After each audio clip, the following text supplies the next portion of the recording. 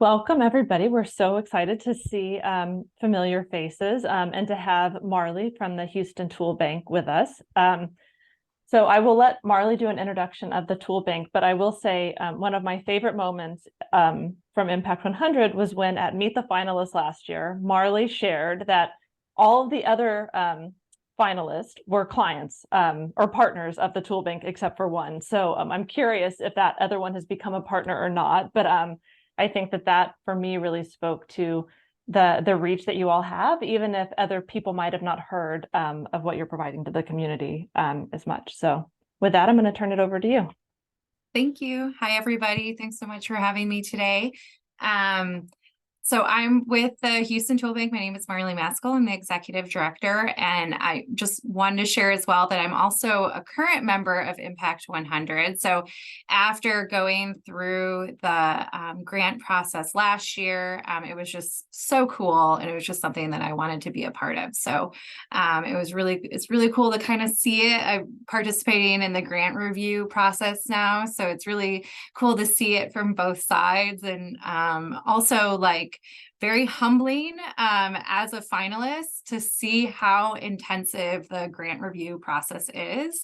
And so I'm like, oh my gosh, I can't believe we made it as far as we did, as we're like going through these reviews and just like the credit, like the I mean critical in a good way, but the critical review process that everyone goes through is really impressive. So just wanted to say that as well. It's really cool.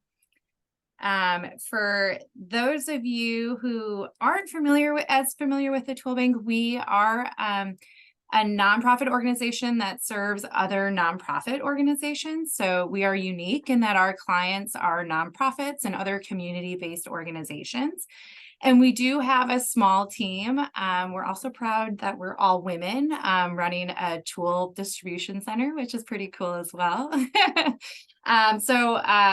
In addition to myself, we have Nancy, who runs our warehouse, Megan, who just popped on, who's our development and community programs director, and then Bridget, who's our delivery driver. We also have teams of AmeriCorps members and amazing volunteers and amazing board. So it's not just us running the show, but our core staff is a group of 4 women as well, which is really cool. And the ToolBank has 3 primary programs. So the tool lending program is the core, the heart of what we do.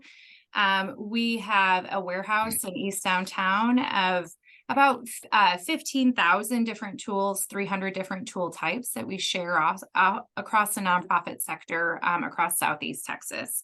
Our school program focuses on direct service to schools and education groups. And so we provide training, we do campus improvement projects, and we also do resource building like picnic tables and desks and other items that schools need for their campus. And then our disaster program focuses on preparedness. So we look at how we can pre-position tools before landfall or before major disaster events to minimize the time that it takes for response groups to respond to disaster after an event. And I'm going to go in detail in a little bit of each of our programs as well. So first, our tool lending program. So we were founded in 2014, so we're coming up on our 10-year anniversary here in Houston. And in that time, we've shared almost 430,000 tools across the nonprofit sector. So we support a wide range of organizations and project types. And we really try to increase our inventory to match all of the different mission types of the nonprofit groups in Houston. So we have a really wide range of tool types. And we say 299 tool types. It ranges from a cement mixer to a portable stage. So we try to check all boxes of the resource needs of community-based groups in Houston. And then we're also not exclusive to only 501c nonprofit, 3 nonprofit organizations. So groups like Boy Scout troops, government offices, homeowners associations, really any group that's doing something to benefit the community, is not looking to make a profit, can borrow from us for their community projects. And in addition to our warehouse in East Houston, we have 4 neighborhood tool hubs. And so these hubs were put in place in 2021 with a goal of bringing our tools closer to communities that are further out from our location. Because before the placement of the neighborhood tool hubs, everybody had to come to East Houston to pick up. And so groups in Conroe could benefit from it, or groups in Galveston, but they maybe don't have the volunteer with a pickup truck or the time, and so they do without. And so we wanted to minimize that transportation and distance barrier. And so we put these neighborhood tool hubs around our area. So we have one up in Conroe, one in City Center on the west side, one out in Fort Bend County, and one in Galveston County. And we're also talking with some groups out in Beaumont right now to place a 5th one in Beaumont. A lot of our placements are strategic so that we're better positioned for a disaster response, but also to support all of the blue sky activity that groups do around Houston. So tool lending is essentially a shared resource. We facilitate shared resources across the nonprofit sector. So the value that we bring to the nonprofit sector is minimizing the time, funding, and kind of logistical planning that it takes to put on a volunteer group. So we've all been on those volunteer projects where, everyone is asked to bring a rake. One person's supposed to bring the lawnmower. They show up 30 minutes late, or people, don't have the tools for the job that needs to get done. And so people are working to stay busy, but it's not actually, attacking the problem that the group wanted to be fixed with that volunteer group. So having access to the ToolBank really just helps our nonprofit organizations work efficiently when they have that extra volunteer capacity. So if they know they're having 50 volunteers come, they can bring all of the tools so they're ready to go when the volunteers show up. And we're also used a lot for basic facility maintenance of nonprofits. So basic, warehouse repairs, office repairs, pressure washing their driveways, doing their landscaping, things that nonprofits would typically have to pay a contractor to do. So helps to reduce a lot of that overhead expense. And our ultimate goal with the tool lending program is to reduce the resource expense for nonprofits across the area. So by reducing those resource related line items, that funding is freed up for nonprofits to do more and different types of programming. So we hear from organizations that say, we had budgeted to do 3 outreach events this year, but once we saw that we could get tables and tents and coolers from you, we were able to do 10. And so that's what we want to hear, that there's more activity, there's more output, more mission focused work being done as a result of our partnerships. We've had groups say that they've, saved enough money to be able to hire a staff member, to be able to purchase a truck. And so things like that are what we want to hear. That tells us that we're really adding value, that groups are able to just do more and do more mission focused work, saving that time and money on buying or renting tools that they could just borrow from us. And there is a cost associated with borrowing from the ToolBank. So we do charge 3% of the retail value to borrow the tool for 1 week. It's a very nominal fee. You can see the example on the slide of, if you were to purchase all these items versus borrowing from the ToolBank. For us, it's more of an accountability measure because all of our tools are going out multiple times. We often have tools that are coming back on a Wednesday, going back out on a Friday. And so we charge this fee per week just as a little bit of an encouragement to get them back on time so that we can get the tools prepped and ready for the next organization who needs them. And I mentioned before that we do have a kind of a vast inventory, and we have a really broad definition of tools. So we like to think of tools as any resource expense that a nonprofit could have. And so we have, a portable stage, a lectern, ribbon cutting scissors. We have PA systems and projectors and portable playground equipment, and really a wide range. We try to check all of those boxes. resources. So we support a lot of home repairs, community cleanups, and the typical things that you would think of. But every nonprofit has a fundraiser, so we have cocktail tables and linens for those as well. So we kind of look to share all of those resources that can be beneficial to our nonprofit partners. And just wanted to show an example of just like our growth since, coming out of COVID. And this is how Impact 100 has been really pivotal for us. It's come at a time where we're seeing a lot more demand as people are coming out of the pandemic, they're doing more. And then in addition to adding our neighborhood tool hubs, and we also do direct delivery, we've had a huge increase in utilization in those further out areas. So we've just been seeing a year-over-year growth. And so having the support from Impact 100 during this time where we've been growing has been really helpful, because we've been able to say yes more when people are asking for a delivery up to Huntsville, or for all of our tables, all of our chairs. It helps us to say like, well, maybe we should be able to purchase a little bit more to support more groups. So we are, we've been able to continue to address that demand and grow, thanks to the support of Impact 100 during this time. And these, similar trajectory. The retail value shared is, so that's the retail expense of if every tool that was borrowed year over year was purchased, that's what would have been spent in the nonprofit sector. One thing that's kind of interesting, if you look at from 2020 to 2021, even though the tools were less in 2020, the retail value was higher. So I looked into it. And the reason why was because we loaned Target Hunger our box trucks. So Target Hunger had more distributions during COVID, and we were slower during COVID. So we gave them our box truck to use for an extended period of time, which is obviously the most expensive tool that we loan out. So that's why our retail value is higher for that time. And Jessica already previewed this for you, but one of my favorite things about Impact 100 last year was that we already had these partnerships with the other finalists. So it was so cool to see all of our partners in the room. We still have not partnered with the Buffalo Soldier Museum. And I was like, when you said that, I made a note. I need to send him an email because I'm sure we can help him.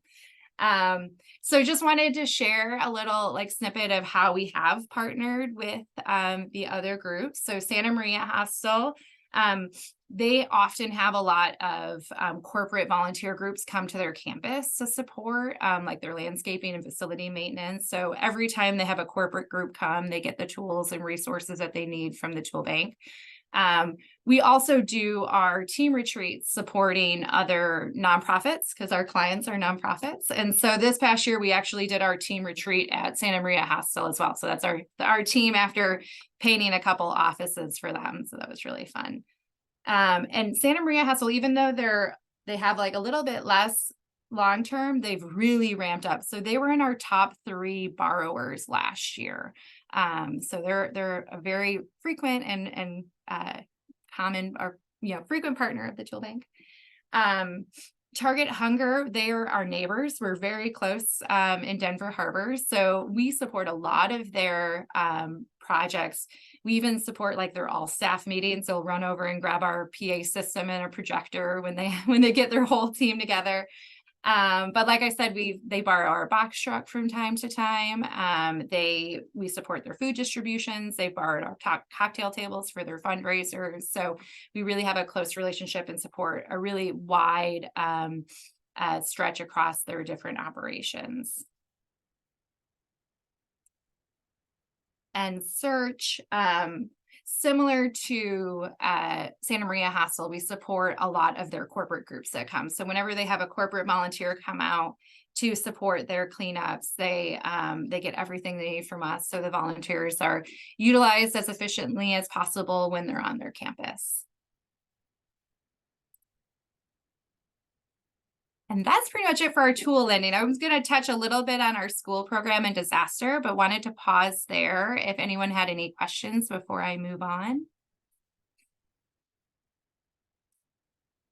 Cool. Sounds good.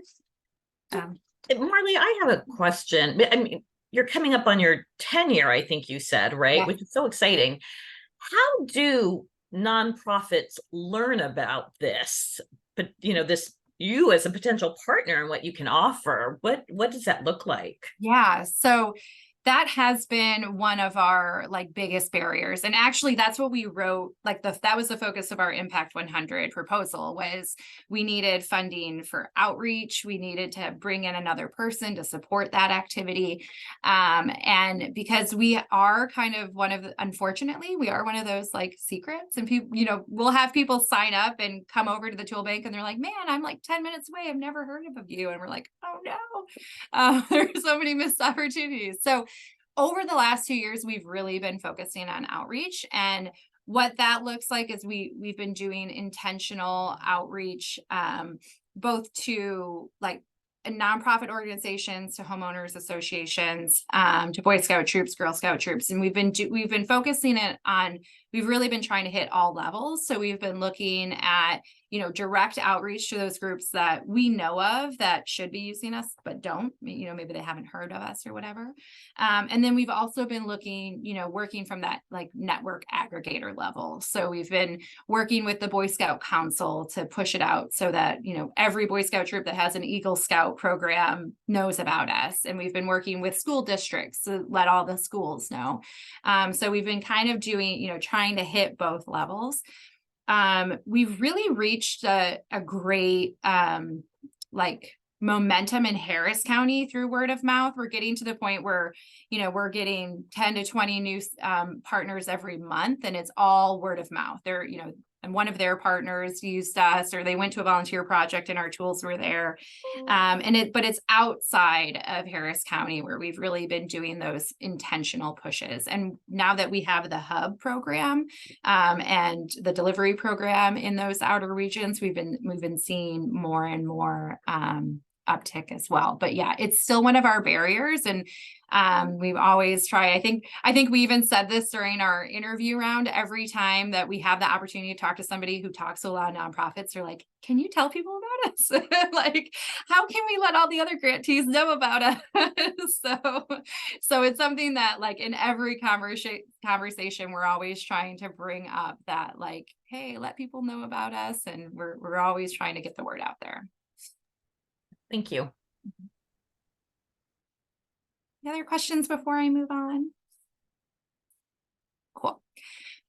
So like I said, the school program and our disaster program are both relatively new compared to our tool lending program. The school program really started during COVID. So during remote learning for the schools, we reached out to Pew Elementary, which is directly across the street from us in Denver Harbor, and asked what we could do to help. And their biggest need at the time was that they had students who were doing remote learning at home, but they didn't have a space to do their schoolwork. So they had, 2 or 3 students at home, their parents were working from home. The kids just physically didn't have the space to do work, and so they weren't doing it. And so that led to us building 63 desks for kids, for the students that were identified by the school that really needed that space at home to do their work. So we built portable, foldable student desks that were provided to all of those students. And so they were able to do their schoolwork at home. And then after remote learning ended and students went back to school, we thought that program was done, but we kept getting calls and requests for student desks, because even once kids were back in the classroom, they still had a need for that space to do their homework or just to have a space of their own at home. And we focus primarily in our neighborhood here in Denver Harbor, East End, Fifth Ward. A lot of the homes are a little bit smaller, and so the desks are foldable. They can be tucked away, but then kids can bring them out for their own space whenever they need it. And so that's an ongoing program. Since then, we've built just over 300 desks for the schools in our area, and it's a continuing program that we on demand will build desks as the requests come in. And when we had the Impact 100 volunteer group come out, they actually helped us to build some desks. So the picture here is of the Impact 100 volunteers helping us with our desk build. And then after, as we were getting requests for the DETs, we started talking to schools more about, hey, do you know about our other programs? Can you borrow some, do you need to borrow tools for your school projects or your campus projects? And we kept getting the same feedback that, yes, we need this, but we just don't have the capacity to do the projects that we need it for right now. And so, we only had to hear that a couple times before we were like, okay, what projects do you need help with? How can we do this?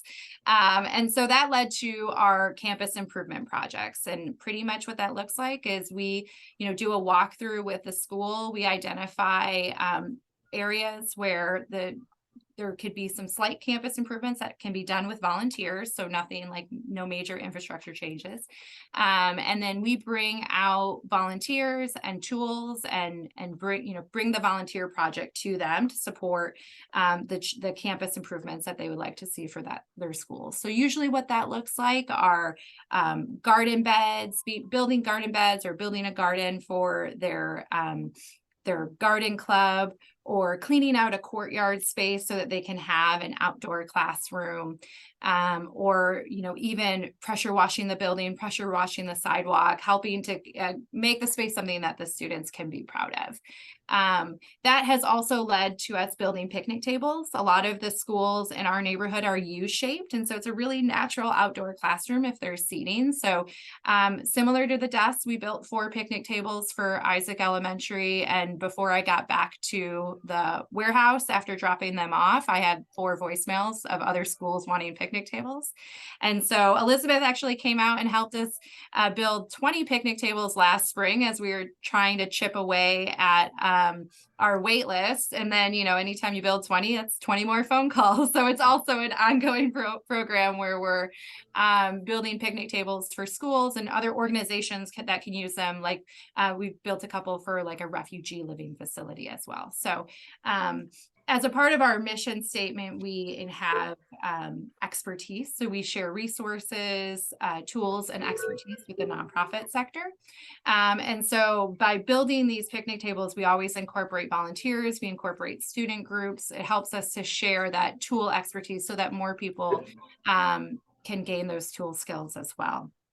And then kind of growing off of that, we are launching our first official training program. So we've been doing trainings in, combination with building items, but this fall, we're launching what we're calling Tool School, which will be a 5-session hand tools and power tools, basic skills and safety course for high school seniors or juniors and seniors. And so just looking to introduce students to how to safely operate schools or tools, and then how they can use them, moving forward in their lives or their career. The capstone project for that will be partnering with one of our nonprofit rebuilding partners to support a home repair project so they can see what it looks like to, support their community through this skill. And then we're going to have the closing ceremony at Port Houston so they can meet with professionals working in trades and see what that looks like as well. So hoping to introduce these participants to just those basic skills. And then also, if you like that, here's a different path that you can take to keep going with it. So that's something that we're piloting this fall that we're really excited about. And just to give you a little bit more of an example of what our school partnerships look like through this program, we really try to bring all of the kind of different aspects that I went through to each campus. So Nat Q Henderson Elementary is less than a mile from the ToolBank in Denver Harbor. It's in the Wheatley High School feeder system. So we had, in partnership with Port Houston as well, we had they come out, and Port Houston built 30 desks that were donated to the school. They also built some picnic tables. Our team went out and cleaned out their courtyard space and also rehabbed their garden beds so that they could get their garden club up and running again. And then our team also did mini tool trainings with 3rd and 4th graders. So we taught them how to use a screwdriver, a hammer, and they built little race cars. And so we try to bring, all aspects of that school program to each campus, and, can flex that tool training based on the skill level and safety level requirements of the age groups for each campus as well. And our disaster program, so this is also something that's been formalized in the last couple of years. And this focuses primarily on preparedness. So it's, I think it's no stretch of the imagination how our tool lending program supports disaster recovery.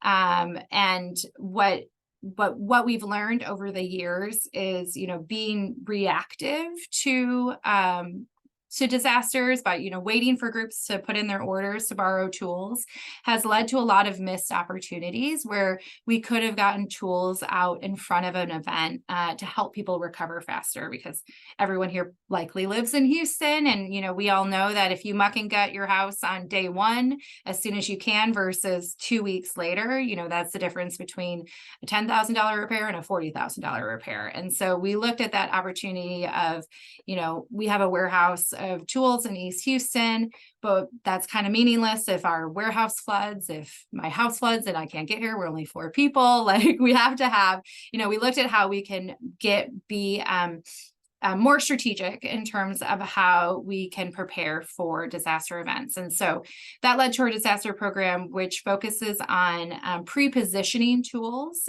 across the community, so that we don't just have one location, but we have tools positioned in different locations across Southeast Texas, so that there's no delay in accessing those resources. And there's always something close to a response group. So what that looks like is a picture of our neighborhood tool hubs on this slide. So those hubs that we use for order drops during blue skies turn into disaster tool storage bins during gray skies. So if there's a storm in the Gulf, we'll pre-stock those storage containers with various tools that are needed for those immediate recovery needs. And then we also partner with nonprofit groups that know that they're going to have a response team to place their orders and get them the tools before landfall, so that they have the tools in their hands and they can get started. They don't have to wait until we're back in the warehouse to get started. And so we're just looking at how we can be, as early as we can be, realistically with a storm. And we also partnered with City of Houston council members. So we have, last year we partnered with council member Peck and Thomas on the west side of Houston, District A and District F. And they helped us to identify those 4 nonprofit organizations that would be the kind of like the tool support. We're calling them disaster tool hubs. So in addition to the shipping containers, we have these nonprofit partners that will become the hubs for, additional distribution points of tools across our community. So our goal is really to have these tools in every community, in every district, so that there's always a close access point for organizations who are responding. And that's pretty much it. So those are kind of the recap of our programs and the work that we do. We're always looking for partners, for volunteers, for support of, in any kind. So if you're ever looking for a way to connect with the ToolBank, don't hesitate to reach out. I also just wanted to share some of our upcoming events this fall. So I have the QR code on the screen if anyone's interested, but we have our poker tournament fundraiser in September. We have our tool trot, which is kind of a step-a-thon / cleanup-a-thon. All the participants will be getting a trash grabber and track their steps for 2 weeks while they're walking around cleaning up their community. And then Hammers and Nails is our annual happy hour at the ToolBank. So just a way for all of our supporters to get together and connect. So would love to see you all there at any one of those. And that's it. I'll open it up for any other questions that anybody has. Marley, thanks so much for that overview. I'm really bummed that I've missed the 2 volunteer opportunities. Do you also post the open volunteer opportunities on the same page where those events are?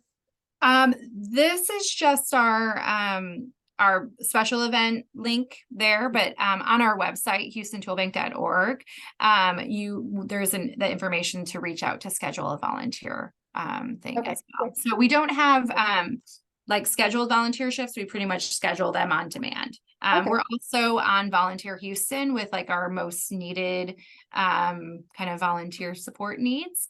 And so if you check out our posts on Volunteer Houston, you can see which ones you're most interested in, and then we can schedule those when they work for you. We'd love to have you out. Thank you. Yeah.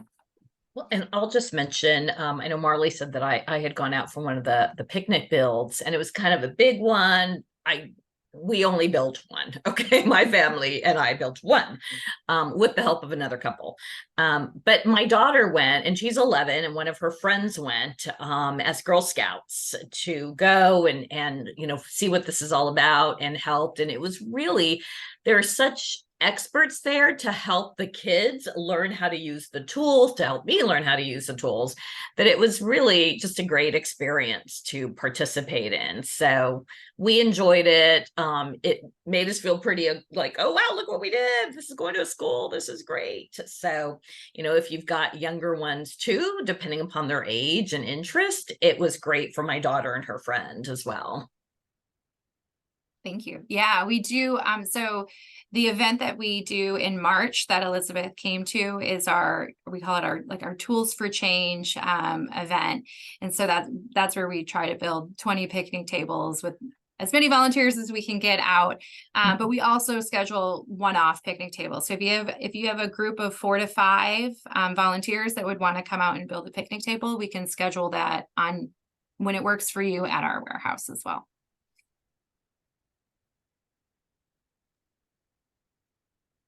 I have a question about your school program. So, just from the kind of the order of operations, so a school would reach out to you, Yes. and then you would then figure out the tool component and the volunteer component and take care of everything for them?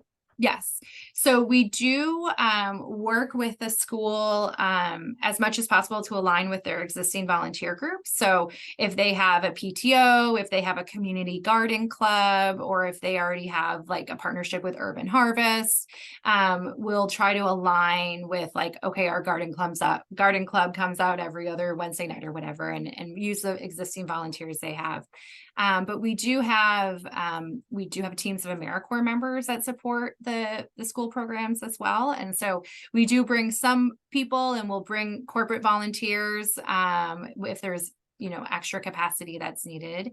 And then we scope out the project, bring all the tools, and do our best to knock it out in one shift. That's amazing. I didn't realize y'all also provided that component. Yeah, and actually at the schools. That's great. It's just for schools right now. But yeah, if you know any schools that are and could be of interest, feel free to connect us with them. We'd love to talk to them. Great.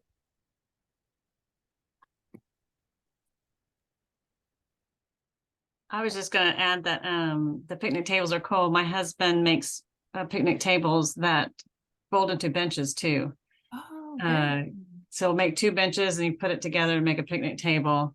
I think I'm just going to volunteer him to work with you. yeah, we always need volunteers to help with wood cutting. So if he ever wants to, spend some hours behind a table saw in our warehouse, we'd love to have him. I would love his expertise for sure. That'd be great.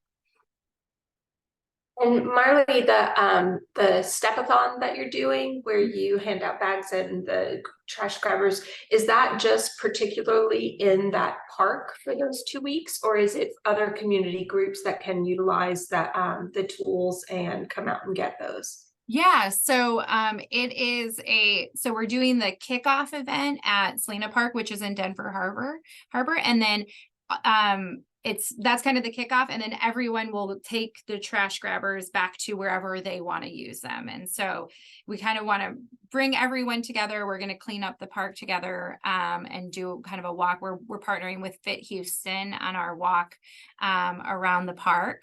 And then all the participants will take the trash grabbers home, and we're going to encourage everyone to sign up for an app to track their steps over those 2 weeks. And then there's ways that they can send pictures of like the trash that they've cleaned up or whatever they've been doing on their walks. And then that'll end on October 31st. And then we're hoping, that all those participants will come back together at Hammers and Ales, and we're going to do a little award ceremony for, the most steps, the most trash cleaned up, and just kind of a way to get everyone back together as well.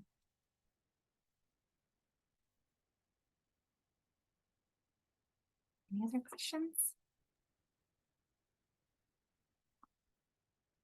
So can you provide, so I know that we had provide a little bit of an update on, I know y'all had some green type of initiatives tied to your grant. Can you provide an update on that? Yeah. So we wrote our proposal for both the outreach side, as well as we were looking to bring in more tools that were environmentally friendly. So traditionally we've had a lot of gas tools, which we'll always have gas tools because during disaster recovery, you don't really have any other option, but we're looking to bring in as many battery powered or solar powered tools as possible. So during regular use, we can hopefully offset that utilization. And then we are also included in our grant a hybrid pickup truck, because we do have one delivery vehicle and it's a box truck. And so that's the vehicle, unfortunately, that we have to use no matter the size of the order. And so we recognize that that isn't the best, environmentally friendly route. It's just the route that we have right now. And so we have continued down that path of bringing in the battery powered tools as much as possible. So we've brought in this year 8 that electric pressure washers to replace our gas pressure washers. We've brought in electric blowers and weed eaters to replace our gas blowers and weed eaters. And then we're looking at some solar power generators as well, to have those as an option, especially when generators are being used for like special events. There's no reason why we need to be running the gas ones.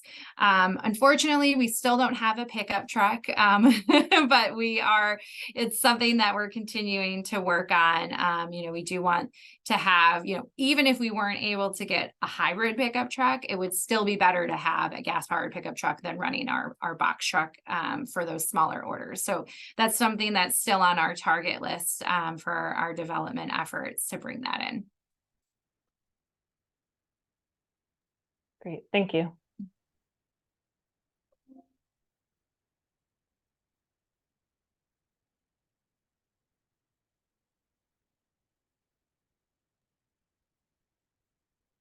Hi, this is Stacy Humphreys, and I used to be on the board of an organization called Girls Inc. of Greater Houston, which does a lot of direct programming with girls of different ages to empower them to explore different careers, et cetera. And as I was listening, I think it's one point you talked about a program where you might introduce students to tools and how to use them.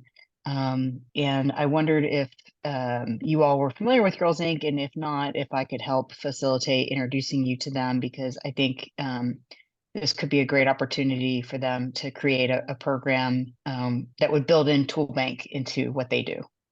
Would love to talk with them. I want to say they are a partner of ours. The name sounds very familiar, but I would love an introduction from you, because I think that would be really great, because I haven't connected with them personally. I just advanced the slide, my emails on the slide.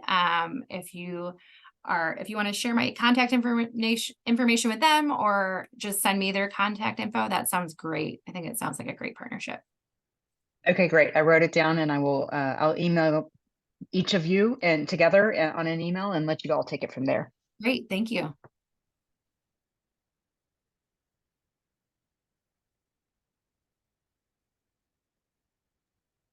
Another question for you, Marley, and it's it actually builds off of what Elizabeth had said about and similar to Stacy. You said you partnered with the Girl Scouts and different troops. Do you have, like, how would that work? I know that there's some volunteer activities that kids can come to, but do you have a program set up specifically with Girl Scouts for Girl Scout troops? And is there an age limit for what you sort of allow? So mostly our partnerships with the Girl Scouts are them borrowing tools through our tool lending for their programs that they're doing or the work that they're doing, volunteer work that they're doing. But if volunteer or if Girl Scout troop was looking to come to the tool bank, we could definitely set up a volunteer project for them, either building desks or building picnic tables that would be donated to schools. We don't have firm age requirements. We have more supervision requirements as the age gets younger. And so, depending on the age, we just ask for, more support on like the supervision side.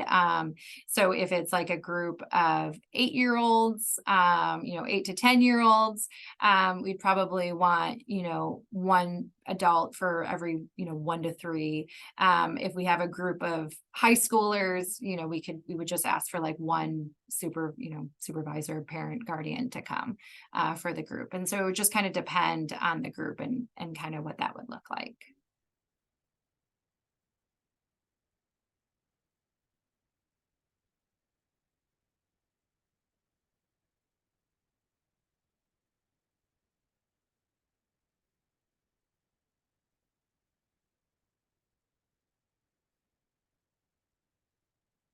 Any other questions?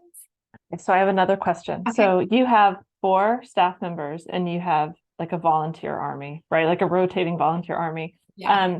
As y'all continue to grow and set up these hubs, what are y'all's plans? And how do you want to support this work and help make sure that you have the truck that you need and that you can do all of the things that you're doing? Because you're at an interesting juncture coming up on 10 years.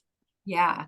Yeah. We are at a point where we will have to make some like overhead and infrastructure investments because we're growing and we need the capacity to be able to support that growth. We are adding a 5th contractor to support our tool training this fall. So he's actually going to start in September. And so he's going to be supporting our training as well as some of our wood cutting needs. It's for the time being, he's, a contract position, but we're hoping that turns into a full-time position in the near future. And we are, we also have our one driver is a part-time position. And so we're, as we're having more and more orders further out and delivery orders, that's growing into a full-time position soon as well. But we're really looking at our growth on like those 3 program levels. So like for the tool lending program, our warehouse is a good, home base for it, but having those hubs helps us to support those, it's a good structure for us to support those further out areas. And so our growth plan on the tool lending side is to add more hubs where there's higher activity, because that helps us to facilitate the utilization and the movement of tools in those areas. So that looks like we don't have any out east, so likely one in Baytown, one in Beaumont, and we may have another one on Galveston Island. Our current one down south is in Texas City, and so sometimes people in Galveston don't want to leave ever. So we're looking at adding another one on the island as well. And then, to add those, we would 100% need at least another, a pickup truck, and we would likely need another driver to support that activity as well, because we've really found that once those hubs are in place, they're used. Like the need is there, the understanding is there. It's just that transportation barrier. And so as soon, we've placed a hub out in Fort Bend County, and now we have, I think, almost 50 active members out there that are borrowing on a weekly basis. And so it's something that it's like, okay, once it's like, if you build it, they will come type thing. And so we recognize that with our growth goal, facing more hubs, we're also going to have to increase our staff support. We We are really grateful to partner with Serve Houston with the AmeriCorps program. So we have at least 3 AmeriCorps members like through their AmeriCorps program annually as well. And that's huge. So they do most of our warehouse work. So our order picking, our order, tool organization, they support all of our builds. So they're when Elizabeth was building a picnic table, they're everyone in a gray shirt telling you how to use a drill. And they support our school program. So they really help us with that extra capacity that's needed beyond kind of just like our organization strategic level. But yeah, we do have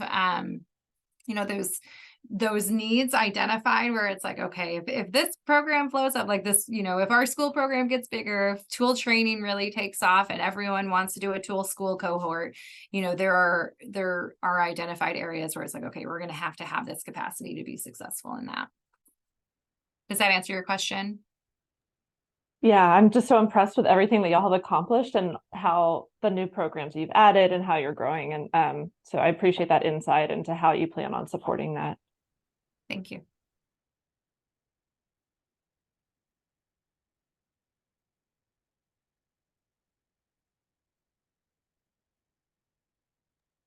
So Marley, aside from the things that we've talked about now, is there anything else that we as impact members could be doing to help support? Is it, spreading the word, it sounds like would be a big help, and seeing what volunteer opportunities there are, of course, monetary donations. Is there anything else that we could? Yeah, I mean, I love think hearing about it too. This is fantastic. I think that's pretty much it. I mean, I think I said this earlier where it's like anytime anyone asks me that question, it's like, tell people about us. So, and I'm so grateful y'all have been so great about, sharing information about the finalists and letting people know about us. We've had multiple people say like, I heard about you from Impact 100. I'm not quite sure. Like, can we partner with you? And so I think it's, it's really, I think that's been really helpful. So I would, I really appreciate what y'all have done so far in that, and would welcome that. Any other opportunities that you have, if you are talking to a school and they mention something, or I'm sure most of you are on boards, or if you're working with other community groups, just letting them know about us if they don't yet, and just kind of plugging us in wherever it makes sense would be really great. And we're always looking for volunteers and skilled volunteers as well. So one thing I guess that I haven't mentioned is that we do all of our own repair and maintenance with volunteers. So we don't have that expertise in-house. And so we have an amazing team of volunteers who, test and troubleshoot our generators or chainsaws when they come back broken. And so we're always looking for that skilled volunteer support as well. So that's another one that if anyone knows a retired Exxon engineer, they tend to be the best. We have a handful of retired Exxon engineers that are just amazing. So, or anybody who likes to watch YouTube videos and tinker with broken tools, it's a good spot to land. Great, thank you. I'm totally going to send my husband too. He's retiring in September. And while he's not an engineer, he's a tinkerer and he needs something to do. So Marley, I'm going to send him to y'all. Perfect. That sounds perfect. Any other questions for Marley? Okay, well, Marley, we really appreciate your time and all of the work that you have done and continue to do for the community. So thank you. Thank you all so much for your support. Really appreciate it. Thanks, Marley. Thank you, Marley. Have a great day, everybody. Bye. Bye.